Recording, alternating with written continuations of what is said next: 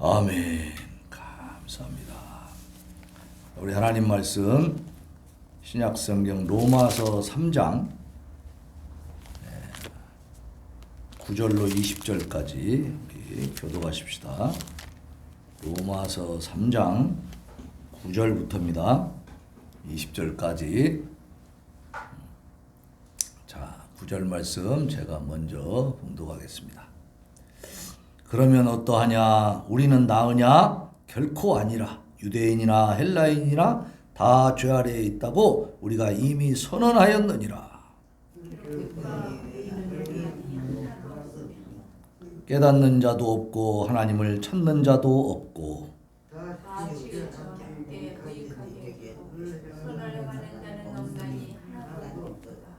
그들의 목구멍은 열린 무덤이요 그 혀로는 속임을 일삼으며 그 입술에는 독사의 독이 있고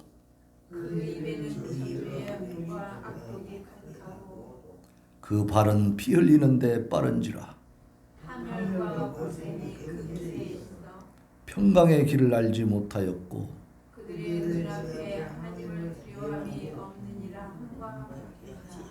우리가 알거니와 무릇 율법이 말하는 바는 율법 아래에 있는 자들에게 말하는 것이니 이는 모든 입을 막고 온 세상으로 하나님의 심판 아래에 있게 하려 함이라. 그러므로 율법의 행위로 그의 앞에 의롭다 하심을 얻을 육체가 없나니 율법으로는 죄를 깨달음이니라. 아멘. 아멘. 자, 오늘 하이델베르크 요리문답 자카리아스 우르시누스 작. 오늘은 3문에서 5문까지죠. 세 개의 문항을 우리가 문답하면서 오늘의 주제가 무엇인지 잘 파악하시기 바랍니다. 자, 3문. 그대의 비참함을 어디에서 압니까? 그렇죠. 4문. 입니다가 아니라 압니다. 앱니다. 어디서 앱니까? 하나님의 율법에서 알게 되는 거죠. 자, 4문. 하나님의 율법이 우리에게 요구하는 것은 무엇입니까? 그리스도께서는 다음과 같이 요약하여 가르치십니다.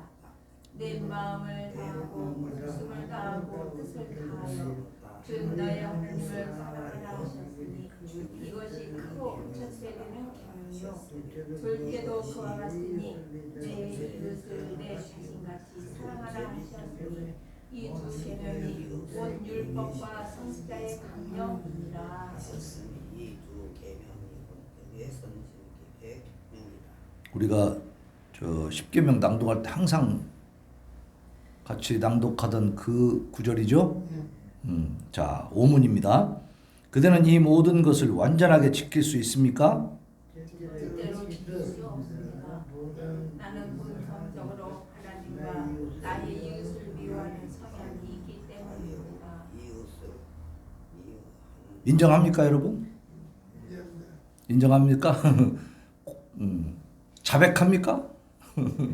네. 그래요. 우리는 본성적으로 하나님과 이웃을 싫어하고 미워하는 성향이 있지요. 네. 하나님은 내가 좀 내 마음대로 살고 싶은데 자꾸 양심에 가책이 되고 걸리니까 하나님이 좀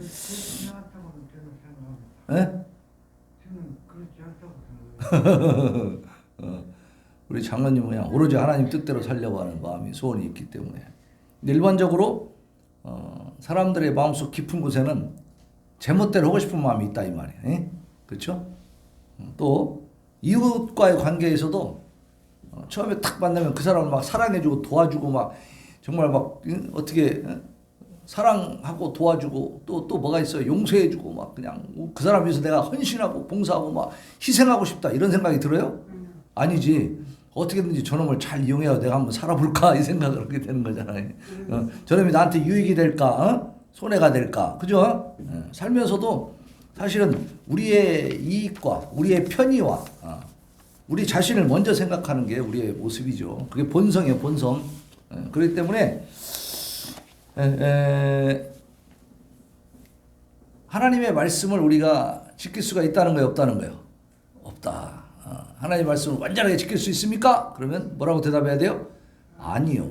yes가 아니고 no, never, never. 결코 우리는 못합니다. 그런데 그럼에도 불구하고 우리가 하나님 앞에 큰 위로를 지금 받고 산단 말이에요. 살아있을 때나 죽은 뒤에도 우리는 우리에게 있는 오직 이 세상에서 하나밖에 없는 유일한 위로가 있어요. 위로의 말씀이 있어요. 그게 뭐예요? 사나 죽으나 우리는 우리의 몸도 영혼도 다 누구의 것이다? 예수 그리스도의 것이다. 예, 예수님이 십자가에서 피 흘림으로써 우리를 다 사셨어요. 그래서 우리는 내 것이 아니고 누구 것? 예수님의 것. 예수님 어디 계세요 지금? 지옥에 있어요? 천국에 있어요? 지옥에 있어요? 천국에 계시지. 예. 그러면 예수님이 자기 것을 천국 당신이 있는 곳으로 데려가겠어요? 아니면 내 것을 지옥에다 던지겠어요? 네? 천국으로 다 데려가실 거 아닙니까? 그러니까 우리는 어디 가게 돼 있어요? 네. 팔자가 천국 가게 돼 있는겨. 네? 팔자 고쳤어요? 못 고쳤어요? 네? 못 고치면 안 되지. 고친 거예요. 우리는 예수님이 우리를 사셔서 우리가 예수님의 것, 하나님의 것이 되었기 때문에, 하나님의 소유가 되었어. 하나님의 자녀가 되었기 때문에 어떻게 해요? 이게 돈 주고 사면 그게 노예지 사실은. 그죠? 근데 그 노예를 하나님은 뭘로 인정해줘? 자녀로 인정해준다니까. 그래서 우리가 그 하나님을 아버지라고 부르는 거예요. 감사하죠. 네. 이렇게 크고 놀라운 사랑이 어디가 있습니까? 옛날에도 노예를 아들로 삼고 하는 경우가 있었죠. 네? 그런 경우들이 있어요. 좋은 주인 만나면. 그죠? 그 놀라운 일이죠. 그러면 그 노예가 자기가 주인한테 아들이 되는 그런 놀라운 사랑을 받게 되면 그 아들이 어떻게 해요? 그 아버지에게 효성을 다하겠죠. 그죠? 그리고 너무 감사할 거 아니에요. 그러니까 우리도 하나님이 우리를 보혈의 피값으로 목숨값으로 사셨는데 그러면 하나님이 이제 종처럼 노예처럼 마음대로 부려도 된단 말이에요. 우리는 하나님의 소유가 되어버렸으니까. 그런데도 하나님 우리를 어떻게 해요? 자녀로 인정해주고 높여주시는 겁니다. 그러니까 우리는 하나님 앞에 너무나 큰 은혜와 사랑을 받았죠. 그런데 자, 우리가 하나님 앞에 이렇게 구원받았다, 큰 은혜를 입었다라고 하는 것에 대해서 제대로 알기 위해서는 인간이 예수님을 만나지 못하면 얼마나 비참한 상태에 있는가를 제대로 알아야 돼.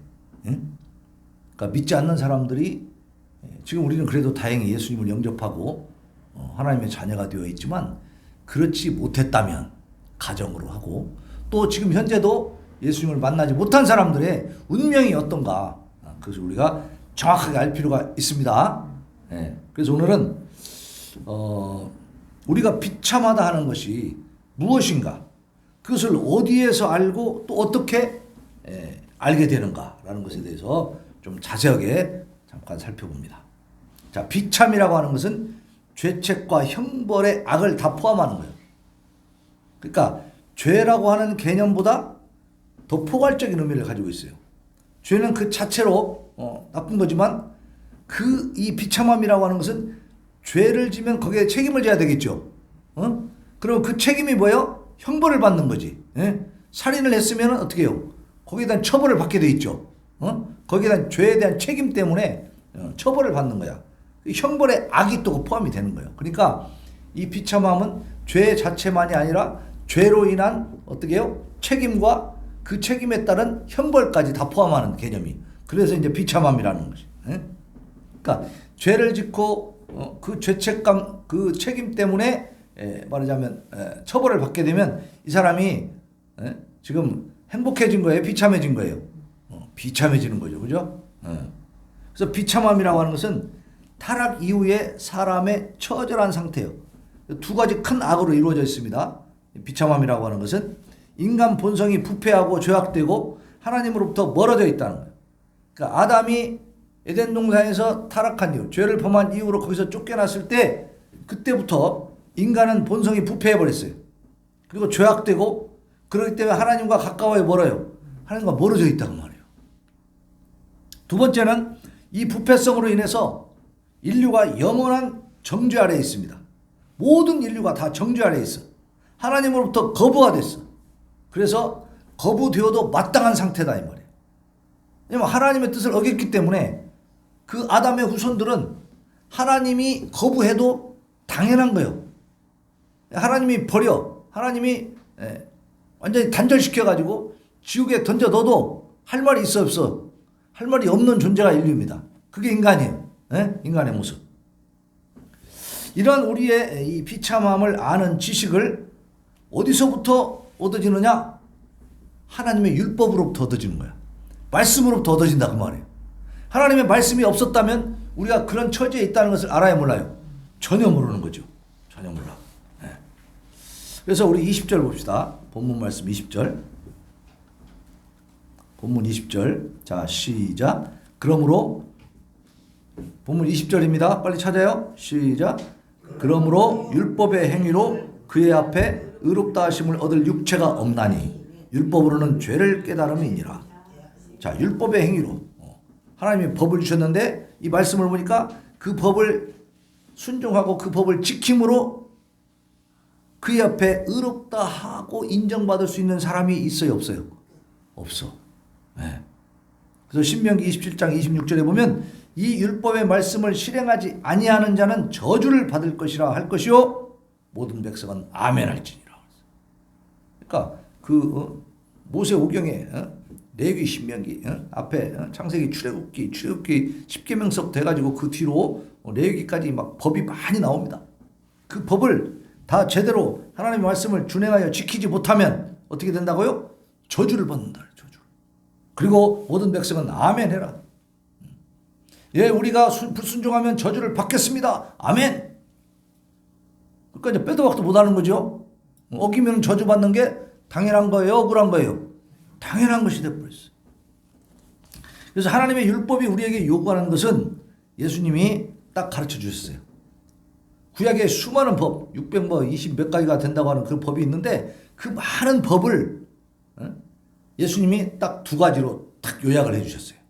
그게 우리가 10계명 낭독할 때 마지막에 하는 부분인데 마태복음 22장 37절로 40절에 있는 말씀이에요. 그게 뭐냐면 마음을 다하고 목숨을 다하고 뜻을 다하고 그 다음에 뭐예요? 힘을 다하여 하나님을 사랑하라는 거예요. 하나님을 사랑하라. 그죠? 근데 두 번째는 내 이웃을 내 자신같이 사랑해라. 그러니까 더 요약해보면 하나님을 사랑하고 이웃을 사랑하라. 그 말씀이에요. 근데 이것을 어기면 뭘 받는다고요? 저주를 받는다는 거예요. 이웃을 어기면. 그래서 주 너의 하나님을 사랑하라. 하나님을 사랑하라 그랬잖아요. 마음을 다하고 목숨을 다하고 뜻을 다하고 힘을 다하여 하나님을 사랑해라. 그의 무한히 선하심을 정당하게 인정하고 그를 우리의 최고선으로 여기고 높이 우러러봐라 그 말이에요. 하나님을 사랑하라는 말은 그겁니다. 최고로 그를 사랑하고 또 오직 그의 안에서만 즐거워하고 하나님 안에서만 즐거워해야 돼. 그에게만 신뢰를 둔다. 믿음, 신앙생활을 누구만 믿는다? 하나님만 믿는다. 다른 모든 것보다 그의 영광을 사모한다. 그러니까 내가 잘 되고 우리 아들이 잘 되고 출세하고 돈 벌고 막 명예를 얻고 권력을 얻고 이런 것을 사모하지 말고 그거보다는 무엇을? 하나님의 영광을 더 사모해라. 그를 불쾌하게 하는 생각이나 또 성향이나 욕망이 우리에게 조금도 없도록 해라. 하나님을 화나시게 하는, 하나님이 불쾌하게 여기시는, 하나님의 마음이 상하게 하는 그런 것들을 우리 생각, 욕망, 어떤 성향 이런 것까지도 그냥 놔둬라, 제거해라. 제거해라. 우리 마음속에서 우리 생각 속에 다 뽑아버리라는 거예요. 그게 하나님을 사랑하는 거예요.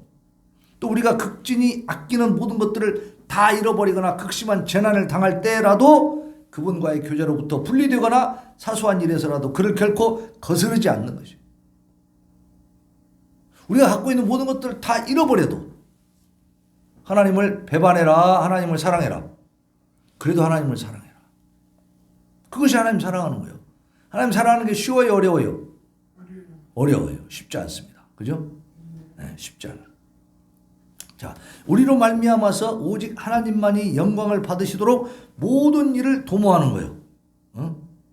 그러니까 우리의 모든 것을 그냥 다 하나님께 온전히 바쳐드리고 하나님께 다 헌신하고 충성하고 죽도록 충성하라.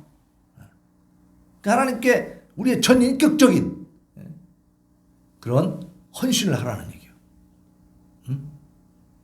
다 드리는 거예요. 그게 사랑이에요. 하나님 사랑이 그렇게 만만해요? 아니죠. 쉽지 않습니다. 하나님 사랑이 쉽지 않아요. 그러니까 예수님이 내 마음을 다하고 목숨을 다하고 또 뭐예요? 뜻을 다하고 힘을 다하여 주 너의 하나님을 사랑하라. 그러니까 그 네 마디가 네 가지. 처음에 뭐예요? 마음을 다하고 그 다음에 뭐? 목숨 이 목숨을 다하고 내 뜻을 다하고 그 다음에 힘을 다해서 하나님을 사랑하라. 그러니까 하나님을 적당히 사랑해도 되는 거예요? 아니라 이 말이에요. 진짜 온 힘을 다해서 사랑하시기를 바랍니다.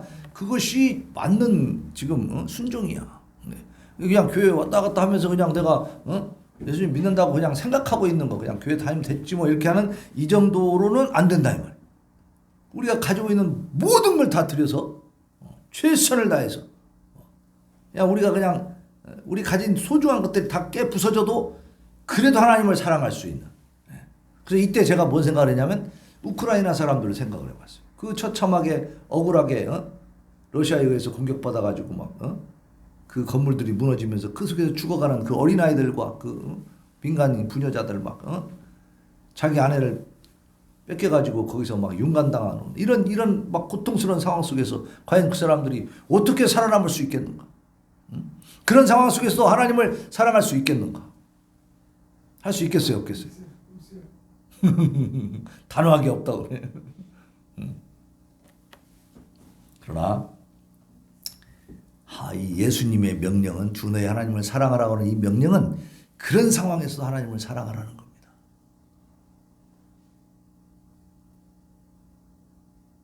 자, 신앙생활 하기가 쉬워요, 어려워요? 쉽지 않습니다. 주님이 말씀하신 것이 사랑하라 되는 게 아니라 얼마나 그것이 심오한 명령인가. 하나님 나라에 가는 것은 낙타가 바늘귀로 들어가는 것보다 힘들다 그랬어요. 낙타는 엄청 크죠? 걔가 바늘귀로 들어갈 수 있어요? 불가능하지. 그러니까 제자들이 있어. 예수님, 그건 도저히 할 수 없는 일입니다. 누가 그렇게 하면 천국 갈 수 있겠습니까? 그러니까 예수님이 하신 말씀이 이겁니다. 사람은 할 수 없지만 하나님은 하실 수 있느니라. 하나님이 거룩한 성 새 예루살렘을 지어놓으셨는데 그렇게 어렵게 만들어갖고 하나도 못 들어가게 하시겠어요? 뭔가 방법이 있겠죠. 네? 그걸 우리 생각해 봐야 됩니다. 자, 그 다음에 내 이웃을 내 자신같이 사랑하라. 이웃에 대한 사랑은 하나님을 사랑함으로써부터 나오는 거예요. 그래서 하나님을 사랑하니까 그 명령에 따라서 이웃에게도 잘 대해주라 그거예요. 그래서 우리 교회 다니는 사람들, 예수님 믿는 사람들은 이웃과의 관계를 그래도 잘하는 편이야. 그러죠? 웬만하면 양보하려고 그러고 이해하려고 좀 그런 부분이 있어요, 없어요? 그런 부분이 생기죠, 자동으로. 그래서 결국은 하나님에 대한 사랑 때문에 하나님에 대한 말씀을 내가 준행하기 위해서 이웃도 사랑하게 되는 거 맞죠? 그렇지 않다면 우리도 상당히 이기적으로 살겠죠. 저도 아마 이렇게 목사가 되지 않았으면 많이 싸웠을 것 같아요. 정말로 그런 순간들이 많이 있었어요. 진짜 아주 끝장을 내버리고 싶은 그런 일들도 있고 이게 사람 살다 보면 그런 게 있잖아요. 그런데 정말 내가 하나님의 종이기 때문에 예수 그리스도를 영접한 하나님의 자녀이기 때문에 주님의 말씀을 따라서 웬만하면 정말 용서도 하고 이해도 하고 그냥 양보도 하고 그랬어요. 그렇지 않았으면 상당히 시끄러웠을 거야. 이게 군산이 좀. 근데 조용히 그렇게 살아온 거예요. 결국은 우리가 이웃을 사랑하는 것은 어디로부터 온다? 하나님 사랑으로부터 오는 것입니다. 이웃에게 대접을 받고자 하는 대로 이웃에게 어떻게 하라? 행해줘라. 네가 대접을 받고자 하는 대로 이웃을 대접하라는 거예요. 모든 사람 하나하나가 다 우리의 이웃인 줄로 믿습니다. 우리가 접하는 모든 사람들이 다 우리의 이웃이에요. 나한테 해를 끼치고 나를 불편하게 하는 사람도 이웃이야 이웃 아니야. 그 사람도 이웃이에요. 자, 그래서 내 이웃을 사랑하라라는 말씀은 둘째 계명, 둘째는 이렇게 말씀하셨단 말이에요. 둘째 계명인데 왜 그냥 이웃을 향한 사랑이 하나님을 향한 사랑에서 우러나와야 되기 때문에 이웃을 사랑할 때 하나님을 사랑하는 그 마음으로 사랑할 때에 그 이웃 사랑이 온전하게 될 줄로 믿습니다. 그렇지 않으면 잘 안 되는 거예요. 이웃을 향한 사랑은 하나님을 향한 사랑의 자연스러운 결과죠. 그렇지 않으면 이웃에 대해서 어느 정도 내가 이해를 하고 양보했다 그러면 그 다음부터 뭔 생각을 하게 돼? 본전 생각을 하게 돼. 내가 이만큼 해줬는데 저것이 내 호의를 이만큼 베풀었으면 저도 나한테 뭐 기브 앤 테이크 하냐, 그죠? 내가 줬으면 뭐 오는 게 있어야 될 거 아니야. 없네 아무것도. 그럼 그때부터 화가 나왔나? 화가 나죠. 내가 너한테 이렇게 해줬는데 너는 이럴 수 있어, 이렇게 되는 거죠. 그게 온전한 사랑이 됩니까? 안 되는 거예요. 근데 하나님께서 우리를 사랑하셨고 우리로 하여금 이웃을 사랑하셨으니까 하나님의 말씀 따라 내가 준행하는 것이라면 그 뒤에 본전 생각해야 안 해. 나긴 나지만 포기하는 거지, 그죠?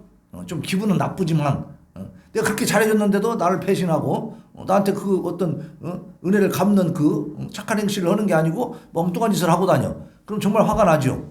그러나 그럼에도 불구하고 내가 해준 것을 따지는 게 아니고 하나님 앞에 또다시 그를 용서하고 이해할 수 있도록 해달라고 기도하는 게 이게 믿는 자의 지금 모습이죠. 그러니까 우리가 그렇게 많이 변화가 되는 것입니다. 우리가 그만큼 성숙해져 가는 거예요. 예수님을 닮아가는 거예요.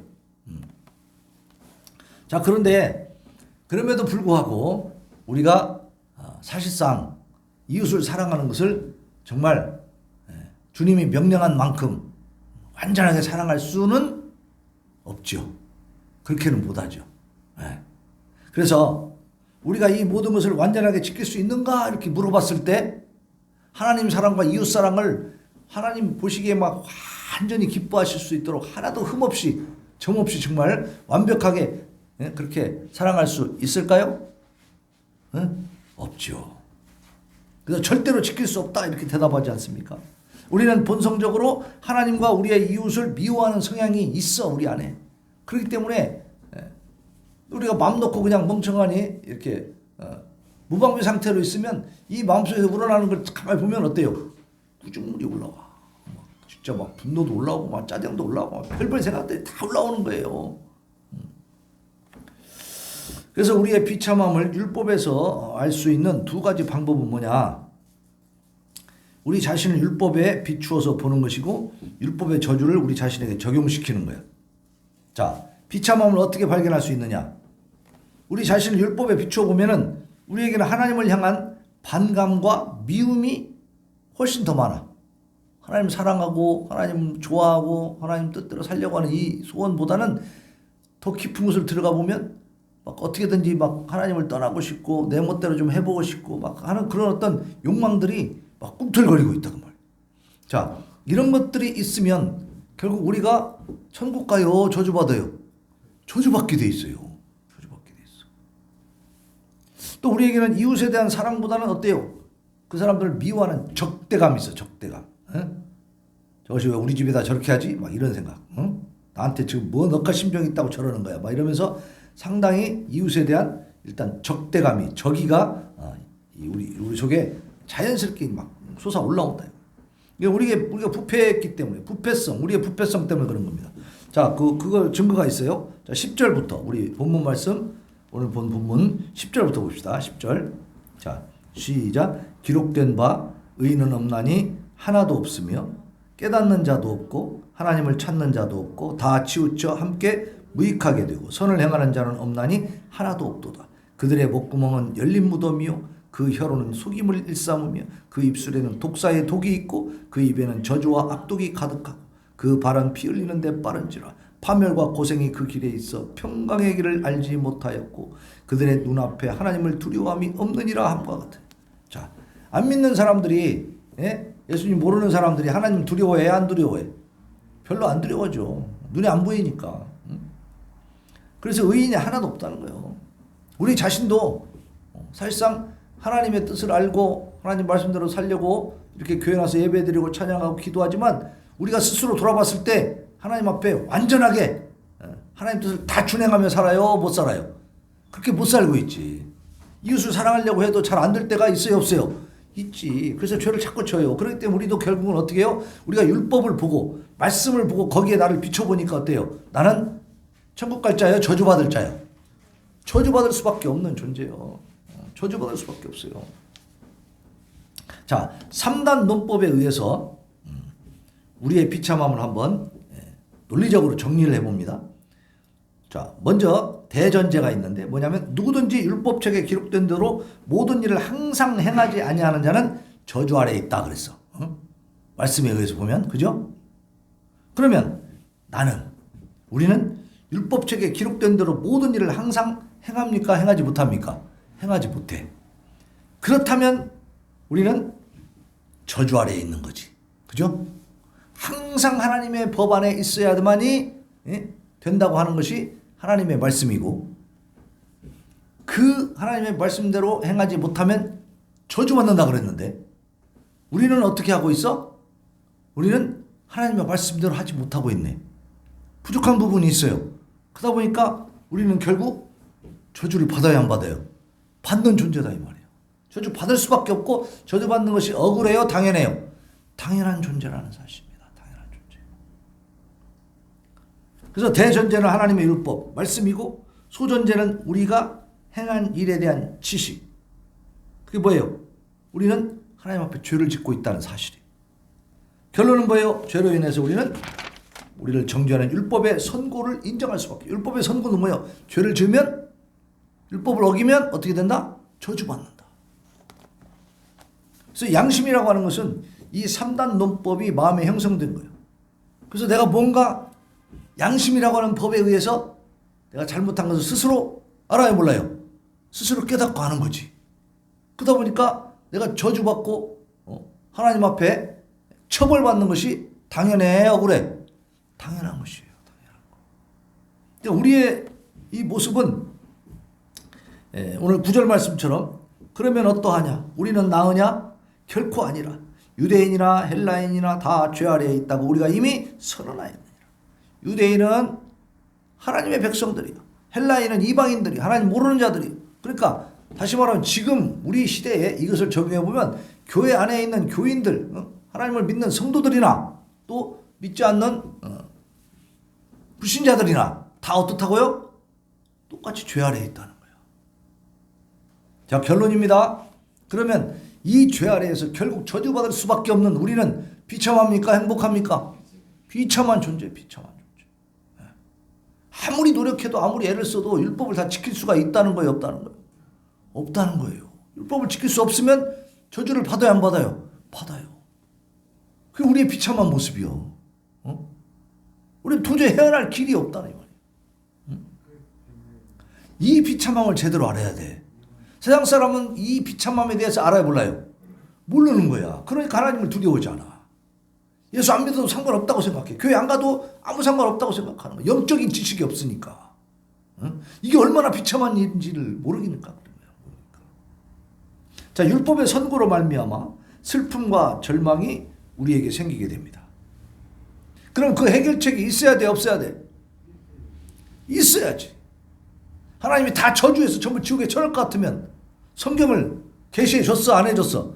안 해주지. 성경을 이게 기록하기 허질 않지, 하나님이. 그죠? 왜 성경을 기록하셨어요? 하나님은 인간을 사랑하기 때문에. 우리에게 성경을 주신 거예요. 그러니까 우리가 하나님에 대해서 제대로 감사함을 느끼려면 우리가 하나님의 그 은혜로 구원받지 못한 상태가 얼마나 비참한지를 제대로 알아야 돼, 몰라야 돼? 제대로 알아야 돼요. 제대로 얼마나 비참하고 얼마나 형편없는 존재고 얼마나 저주받은 인간이고 우리가 얼마나 처참한 상태에 놓여져 있는가를 제대로 알아야 하나님이 구원해 주신 것이 큰 것임을 알 수가 있겠죠. 구원의 가치를 알 수 있다 그 말이에요. 자, 아까까지 딱 보니까 어때요? 우리 양심에 의해서 3단 논법에 의해서 우리 양심으로 나를 비춰보니까 내가 천국 갈 만한 존재예요? 아니면 저주받아 지옥에 처해져도 당연한 존재예요? 지옥에 처해져도 당연한 존재, 할 말이 없는 존재라 이 말이에요. 그것이 우리의 비참함이에요, 비참함. 네? 그래서 이 문제를 어떻게 해결할 것인가? 자, 재물이 많으면 가능할까요? 또 권력이 있으면? 성공하면? 명예가 있으면? 인기 연예인이 되면? 또 막 철학을 공부해 막 깊이 막 인생이 무엇인가 막 종교 막 여기 가서 막 절하고 저기 가서 절하고 막 종교 생활 모든 신을 다 불러 모으면서 막 절하고 산속에 가서 기도한다고 천지 신명이시여 부처님이시여 하나님이시여 뭐 알라신이여 막 다 불러가면서 막 모든 신을 다 불러 막 그러면서 그러면 더 좋을 거 아니야, 그죠? 많은 신을 부르니까 그렇게 막 산속에 가서 막 새벽 기도하는 거야, 막 새벽에 막 산기도 막 뭐야 먹을 거 막 차려놓고 이거 드시오 해가면서 막 부침개도 갖다 놓고 뭐 소머리 돼지머리 갖다 놓고 막 드시면서 나 좀 복 좀 주세요 막 이렇게. 자, 이러한 종교 생활로 과연 이 비참함이 해결될까요? 선행 착한 일에 막 도와주고 좋은 일을 막 여기저기 부르익도 열어 다니고 막 열심히 희생하고 봉사하고 물론 그런 거 다 필요하지만 그걸로써 나의 모든 죄가 씻어질 수 있을까요? 그렇게 선행을 많이 하면 내 양심의 가책이 없이 완벽하게 완전한 선을 이루어서 살 수가 있어요? 그거 안 된다 이 말입니다. 그것이 안 돼. 율법은 모든 사람에게 순종을 요구해. 또한 이것을 이행하지 않을 시에는 영원한 형벌과 정죄를 선고합니다. 그러나 그 어느 누구도 이 순종을 이행할 수 있어요, 없어요? 없어. 이행할 수가 없어요. 그러므로 therefore 그래서 율법이 모든 사람들을 영원한 정죄 아래 두는 거야. 율법을 딱 하나님이 제시한 이유는 뭐냐? 너희들은 다 저주받아 마땅한 존재들이야 라는 것을 알으라는 거예요. 깨달으라는 거예요. 깨달아. 그래서 우리가 이 문제를 해결하기 위해서는 오직 한 가지 길밖에 없다는 사실을 믿으시기 바랍니다. 그 한 가지 길은 복음이에요. 복음. 복된 소리. 그 소리가 뭐예요? 우리의 중보자이신 하나님의 아들 예수 그리스도로 말미암아 죄 씻음을 받을 때에만 우리는 죄와 비참한 저주에서 벗어날 수 있다는 사실을 믿으시기 바랍니다. 그래서 이 예수 그리스도가 복음인 거예요. 죄 문제를 아무리 쳐다봐도 아무리 노력해봐도 아무리 연구해도 해결할 수가 있었어 없었어? 없어요. 없어. 그러다 보니까 우리 하나님께서 인간이 죄 가운데서 해낼 길이 없다는 걸 아시기 때문에 구원의 길을 제시하신 줄로 믿습니다. 그래서 독생자 예수 그리스도를 보내서 이 땅에서 모든 죄값을 짊어지고 십자가에서 죽게 하신 거예요. 거기서 모든 형벌을 우리가 받을 형벌을 다 받으셨습니다. 예수님. 그리고 우리에게는 어떤 기회를 주시는 거예요? 믿어라. 십자가 보혈로 내 죄가 사해졌음을 믿어라. 그게 믿음입니다. 그 믿음만 있으면 어떻게 되는 거예요? 죄 문제가 다 해결돼. 우리의 이 비참한 죄로 인한 이 비참함, 이 저주 속에서 우리가 해낼 수 있어요, 없어요? 있어요. 여기서 해방될 수 있어. 여기서 구속받을 수 있어. 그것이 구원이에요.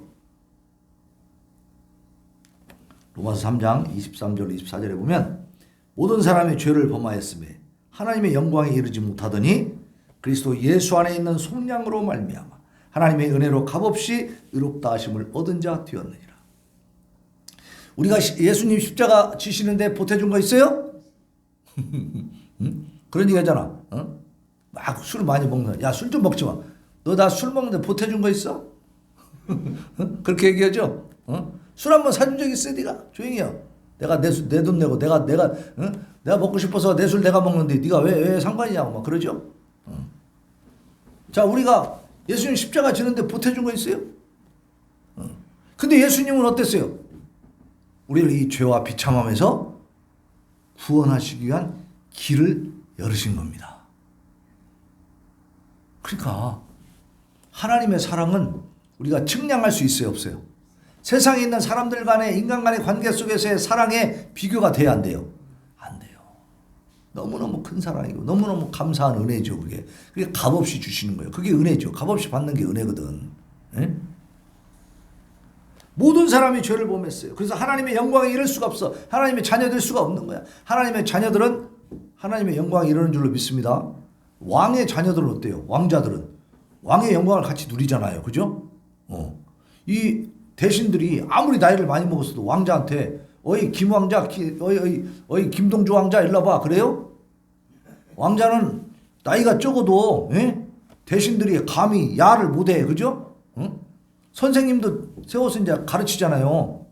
근데 그 가르치는 선생님, 왕자를 가르치는 선생님들은 나이가 많지.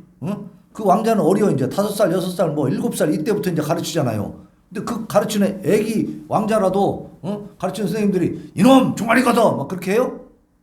못해. 그 쬐끄마한 애기한테도 왕자님 이래야 돼. 응? 자, 우리가 죄의 문제를 그 비참함에서 구원받는 그 과정이 예수 그리스도의 십자가를 통해서만 가능한 줄로 믿습니다. 그 외에 다른 재물이나 권력이나 성공, 명예, 인기, 철학, 종교, 선행 그 어느 것도 다 나쁜 건 아니지만 그 어느 것도 근본적으로 우리의 죄 문제를 해결할 수 있어요, 없어요? 해결할 수 없어요.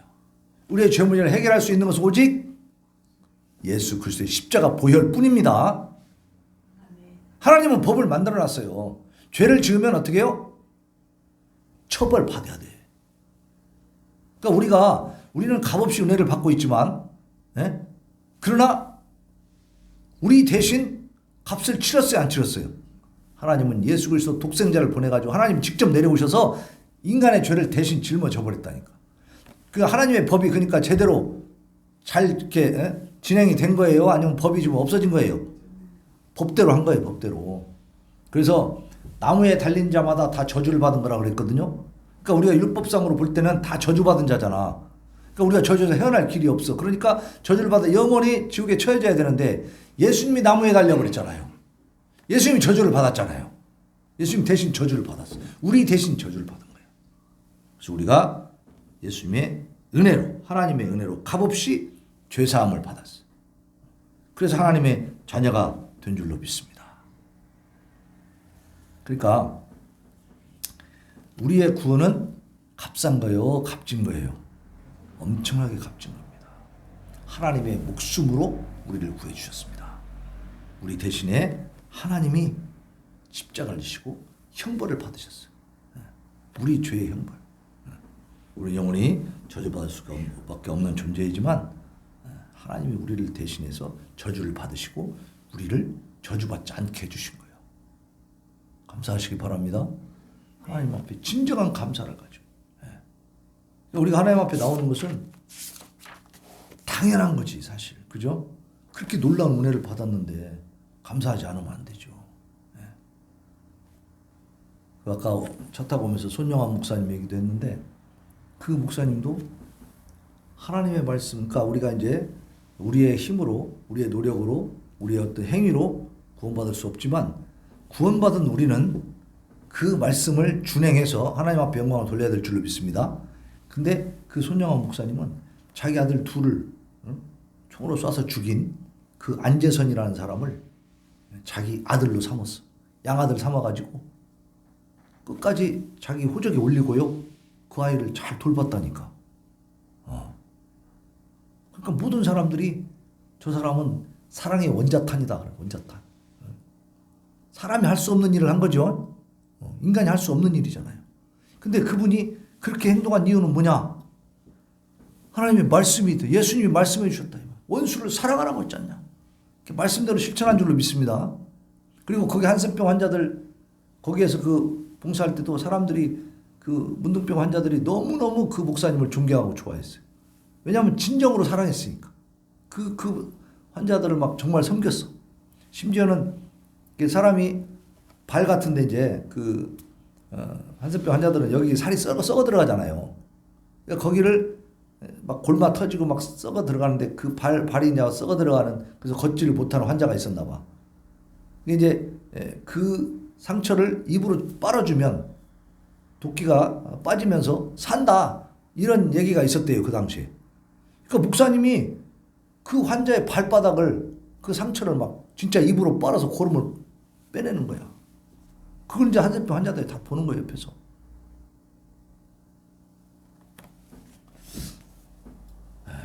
그분이 그렇게 해서 구원받으려고 한 게 아니고 이미 구원받은 사람이기 때문에, 그죠? 하나님의 은혜가 너무 크니까, 그들에게 받은 은혜가 크니까 베푸는 거죠. 네. 그렇게 살았더라, 이 말이에요. 그런 걸 바라보면서 우리가 신앙생활을 어떻게 할까? 이제 아까는 우리가 구원받기 위해서 정말 모든 말씀을 다 지키려니까 우리는 한계가 있고 불가능하다는 걸 깨달았어요. never, 절대 안 된다, 이거예요. 우리는 죄와 비참함에 빠져버릴 수밖에 없는데, 저주받아 마땅한 존재인데, 그럼에도 불구하고 우리 주 예수 그리스도의 십자가 보혈을 통해서 우리는 구원받은 줄로 믿습니다. 그렇기 때문에 이제는 우리가 어떻게 살아야 돼요? 마음을 다하고 목숨을 다하고 뜻을 다하고 힘을 다해서 하나님을 사랑하고 우리 이웃을 우리 이웃처럼, 내 자신처럼 그렇게 사랑하면서 그렇게 살 수 있기를 바랍니다. 그것은 하나님께 영광 돌리는 길이니까. 하나님 기뻐하시고, 우리가 놀랍고 큰 은혜를 받았으니까 나눠줘야 돼, 안 나눠줘야 돼? 나눠줘. 우리도 나눠줘야 돼. 우리를 그렇게 사랑하셔서 우리를 구원해 주신 이유는 뭐냐? 목적이 있어요. 하나님 앞에 영광 돌리고 하나님을 찬송하게 하기 위해서요. 그러니까 우리만 막 찬송하는 게 아니라 우리 주변에 있는 믿지 않는 많은 사람들에게 우리가 하나님의 사랑을 전파하고 그것을 우리가 실천함으로써 그 사람들이 또한 하나님을, 우리를 보고 하나님을 찬양하게 하는 것입니다. 야, 교회 다니는 것이 왜 저렇게 생겼어? 이렇게 들으면 하나님 영광이 돼야 안 돼요? 안 되죠. 야, 역시 샘전동교회 다닌다고 하더니 확실히 다르네. 하나님 살아계시구나. 김동주 집사를 보니까 진짜 하나님 살아계시구만. 이렇게 사람들이 말하면 하나님께 영광 돼야 안 돼요? 되는 거예요. 우리는 그렇게 살아갈 수 있기를 예수님의 이름으로 축원합니다. 이 시간에 우리 하나님 앞에 기도합니다. 하나님, 우리가 비록 부족하지만 하나님께서 우리로 하여금 그 죄와 비참함에서 이렇게 구원해 주시고, 그 비참하고 처참한 영원한 저주를 하나님께서 허락하지 아니하시고 버려두지 아니하시고 우리를 예수 그리스도의 십자가 보혈로 우리 대신 다 죄짐을 지게 하시고 죄책을 다 감당하게 하셨어.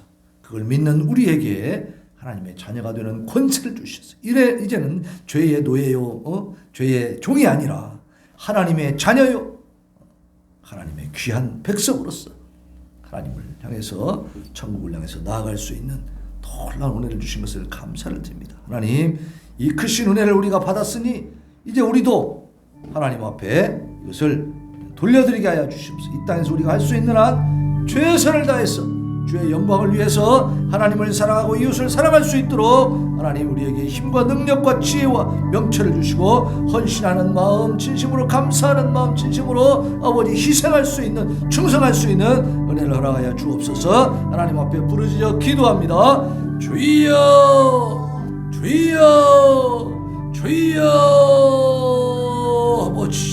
아버지 감사합니다.